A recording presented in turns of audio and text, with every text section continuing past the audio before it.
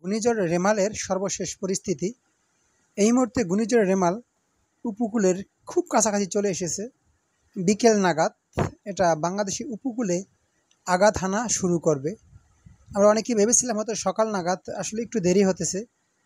দেরি হওয়াটা এটা মনে করি খুবই একটা চিন্তার ব্যাপার, কারণ ঘূর্ণিঝড় যতক্ষণ সমুদ্রে থাকবে ততক্ষণ এর শক্তি বৃদ্ধি পাবে। দেখতে পাচ্ছেন এটা আস্তে আস্তে আমাদের বাংলাদেশ উপকূলের দিকে এই যে বরিশাল, পটুয়াখালী, খুলনা, সুন্দরবন অঞ্চল দিয়ে ঢুকে যাচ্ছে এবং পশ্চিমবঙ্গের একদম ঘা ঘেঁষে বাংলাদেশের বর্ডার ঘেঁষে মারাত্মক একটা পরিস্থিতি। এটার ভয়াবহতা মোটামুটি খারাপ হবে না, সেই আইলার মতোই হতে পারে, কেউ কেউ বলতেছেন আইলার চেয়েও বেশি।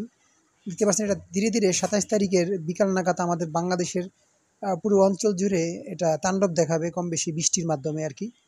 তাই সবাই সাবধানে থাকবেন, নদীতে যারা আছেন না যাওয়াই ভালো। আর যারা একেবারে চরাঞ্চলে থাকেন তাদেরকে বলবো তারা অতি শীঘ্রই নিরাপদ আশ্রয়ে চলে যাবেন।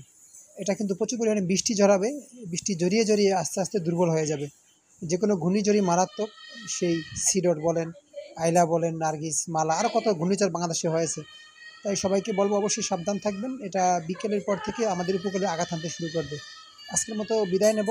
এরকম আপডেট পেতে আমাদের চ্যানেলটি ফলো করে রাখবেন। আল্লাহ হাফেজ।